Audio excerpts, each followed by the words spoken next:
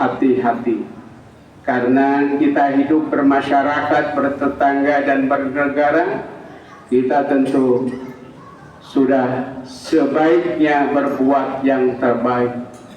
Terkadang saudara-saudara, kita sudah berbuat sebaik apapun dan seindah apapun yang kita lakukan, selagi ada manusia,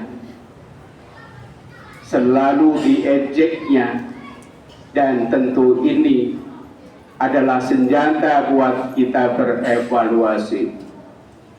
Lalu apa yang harus kita evaluasi dalam diri kita? Lalu apakah amal-amal kita pada hari yang lalu, minggu yang lalu, tahun yang lalu lebih baik dari hari ini, minggu ini, bulan ini, atau tahun ini? Maka tentu bahwa saudara-saudara, berbicara tentang evaluasi tentunya yang tentunya harus kita pertanggungjawabkan di hadapan Allah Subhanahu wa Ta'ala, tentang amalnya, tentang hidupnya, tentang akhlaknya, tentang hartanya, dan lain sebagainya. Karena kita selalu berhati-hati dalam bermasyarakat dan berbicara setiap saat kita berkomunikasi dengan saudara-saudara kita. Karena itu, melakukan perhitungan terhadap prestasi amaliyah kita itu adalah merupakan sesuatu yang sangat penting buat kita, apalagi yang harus kita pertanggungjawabkan di hadapan Allah. Oleh karena itu, mari kita sama-sama untuk mengevaluasi diri kita, mengevaluasi segala amal kita, umur kita. Di samping itu ada juga ayat dalam Al-Quran yang mengharuskan kita melakukan evaluasi diri, sebagaimana difirmankan Allah Subhanahu wa Ta'ala dalam Al-Quran yang berbunyi, A'udzubillahi minasyaitonir rajim. Ya ayyuhalladzina amanu taqullaha wal tandur nafsu ma qaddamat lighad wattaqullaha innallaha khabirun bima ta'malun. Hei orang-orang yang beriman, bertakwalah kamu kepada Allah, dan hendaknya setiap diri memperhatikan apa yang telah diperbuatnya untuk hari esok atau hari akhirat. Dan bertakwalah kepada Allah, sesungguhnya Allah Maha mengetahui apa yang kamu kerjakan. Al-Asr 18. Jamaah Jumat yang insya Allah dikasih sayangi Allah. Lalu yang jadi masalah buat kita adalah dalam soal apa saja yang harus kita hisab, yang harus kita evaluasi. Tentu saja yang harus kita evaluasi, yang harus kita hisab adalah hal-hal yang harus kita pertanggungjawabkan di hadapan Allah Subhanahu wa Ta'ala dalam kehidupan kita di akhirat nanti. Bila hal ini bisa dipertanggungjawabkan, maka bahagialah seorang dalam kehidupan di akhirat. Bila tidak, tentu saja kesengsaraanlah yang kita terima. Dalam hadis Rasulullah SAW menyebutkan dalam hadisnya yang harus kita pertanggungjawabkan, sebagaimana sabdanya, la tazullu qaddamat 'abdi fi yaumil qiyamah hatta yus'ala an arba'in. Tidaklah bergerak hamba Allah di hari kiamat sebelum dipertanyakan 4 pertanyaan. Apa pertanyaan yang ditanyakan oleh Allah Subhanahu wa taala di yaumil kiamah nanti? Yang pertama adalah an umrihi fima afnahu. Umurnya untuk apa dihabiskan? Yang tentunya kita bervariasi. Yang saat ini mungkin ada yang 40 tahun, ada yang 50 tahun, ada yang sudah 60 tahun, dan bahkan ada yang seusia dari peringatan detik-detik kemerdekaan Republik Indonesia yang sudah 80 tahun. Kemanakan yang 80 tahun? Kemudian yang 70 tahun, kemanakan usia yang 70 tahun dan lain sebagainya? Ini dipertanyakan oleh Allah Subhanahu wa taala. Apa dihabiskan di kita ibadah kepada Allah? Apakah kita benar-benar menyia-nyiakan umur kita yang hanya untuk makan tidur dan tidak mengingat pada Allah Subhanahu wa taala? Lalu yang kedua dipertanyakan oleh Allah Subhanahu wa taala, wa an ilmihi fima fa'ala fi. Lalu ilmunya yang kamu punya, apakah diamalkan atau tidak? Apakah untuk hanya sekedar memecah belahkan umat, tidak menjadi muwahhid, menjadi pemersatu umat, menyatukan umat masyarakat, dan tentunya dalam bernegara? Ini ditanyakan oleh Allah Subhanahu wa taala.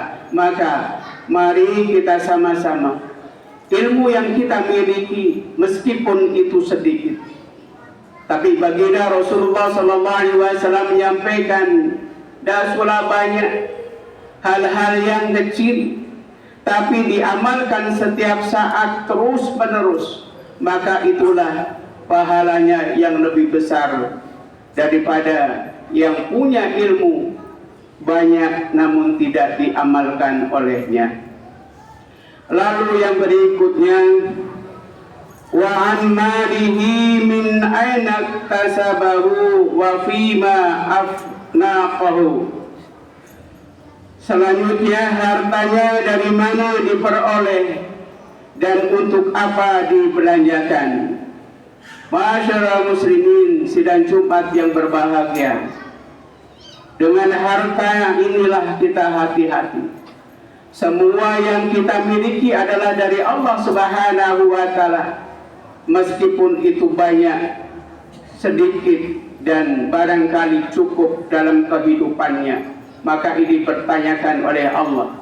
Apakah harta yang diberikan dari Allah Subhanahu wa taala untuk foya-foya, untuk sekedar pamer? Dan kadang-kadang saudara-saudara, orang bangga dengan hartanya setiap bulan, setiap tahun pergi haji, pergi umrah, sementara ada tetangga fakir miskin, anak-anak yatim sengsara, itu tidak tahu. Tapi mereka adalah membanggakan, saya setiap bulan umrah, setiap tahun adalah kita melaksanakan haji. Mudah-mudahan hal itu adalah segelintir orang. Mari kita sama-sama kita kelola harta kita dengan sebaik mungkin, karena harta ini titipan Allah Subhanahu wa taala yang tentunya pada akhir itu dipertanggungjawabkan di hadapan Allah Subhanahu wa taala. Lalu yang terakhir, wa an jismihi fima ablahu. Kemudian ditanyakan oleh Allah Subhanahu wa Ta'ala, badannya untuk apa digunakan? Jasad kita utuh, mata kita bisa melihat. Apakah mata kita digunakan untuk membaca ayat-ayat Allah, membaca Al-Quran dan ayat-ayat yang tidak kita ketahui, yaitu dengan adanya malaikat, ada nabi yang kita tidak melihat secara jasad kita, tapi kita percaya, dan Allah berikan mulut, agar mulut kita digunakan untuk kebaikan. Dan semuanya ini adalah titipan Allah Subhanahu wa Ta'ala.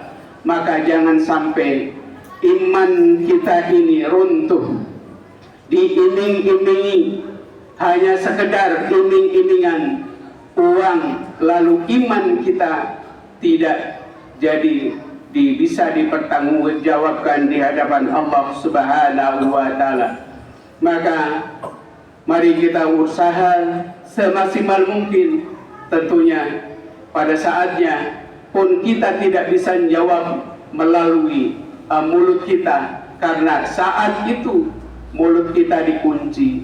Dan sebagaimana dijelaskan dalam Al-Quran, dalam surat Yasin disampaikan pada ayat yang berbunyi, Al-yawma nahtimu ala afwahihim wa tukallimuna aydihim wa tashhadu arjuluhum bima kanu yaksibun. Mudah-mudahan anggota badan kita di hadapan Allah menjawab dengan benar. Hei fulan bin fulan, umur kamu digunakan apa? Dan lalu tangannya lah yang menjawab, iya, saya mengayunkan tangan, dan kakinya juga melangkahkan kakinya untuk menuju ke masjid. Dan kita memakmurkan dan meramaikan masjid, yang tentunya ini adalah perintah-Mu ya Allah. Mudah-mudahan kita tergolong orang-orang yang bisa menjawab saatnya kita dengan baik, sesuai dengan ajaran baginda Rasulullah sallallahu alaihi wasallam. Ma'asyiral muslimin jamaah Jumat yang berbahagia, demikian khutbah singkat yang dapat kami sampaikan pada kesempatan yang berbahagia ini. Mudah-mudahan bermanfaat buat kita semua. Selalu kita ingat dengan amalan-amalan kita, ibadah-ibadah kita, langkah kita, penglihatan kita, kemudian pendengaran kita, dan lain sebagainya. Mudah-mudahan Allah memudahkan kepada kita semua. Amin ya rabbal alamin. A'udzu billahi minasyaitonir rajim. Wal 'ashri innal insana lafi khusrin illa illalladzina amanu wa 'amilus solihati wa tawasaw bil haqq wa tawasaw bis sabr. Barakallahu li wa lakum fil Qur'anil 'azim. Wa nafani wa iyyakum bima fihi minal ayati wa dzikril hakim wa taqabbal minni wa minkum tilawatahu innahu huwal ghafurur rahim. Allahumma salli wa sallim ala sayyidina Muhammadin wa ala ali sayyidina Muhammad.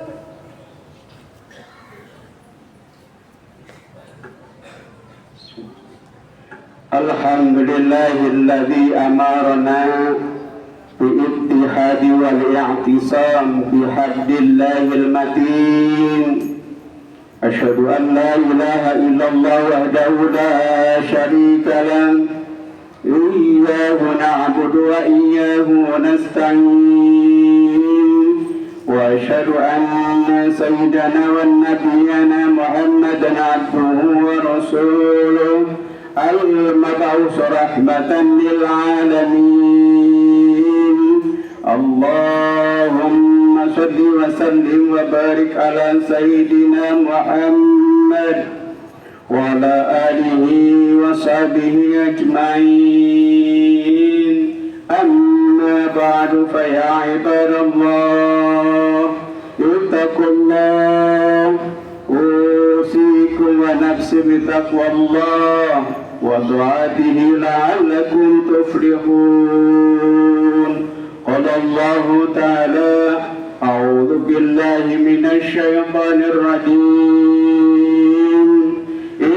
الله وملائكته يصلون على النبي يا أيها الذين آمنوا صلوا عليه وسلموا تسليما اللهم صل وسلم وبارك وكرم على سيدنا محمد سيد المرسلين وعلى آله وصحبه أجمعين برحمتك يا أرحم الراحمين اللهم اغفر للمسلمين والمسلمات والمؤمنين والمؤمنات الأحياء منهم والأموات إنك سميع قريب مجيب الدعوات ويا قاضي الحاجات ربنا آتنا في الدنيا حسنة وفي الآخرة حسنة وقنا عذاب النار عباد الله إن الله يأمر بالعدل والإحسان وإيتاء ذي القربى وينهى عن الفحشاء والمنكر والبغي يعظكم لعلكم تذكرون فاذكروا الله العظيم يذكركم واشكروه على نعمه يزدكم واسألوه من فضله يعطيكم ولذكر الله أكبر والله يعلم ما تصنعون إقام الصلاة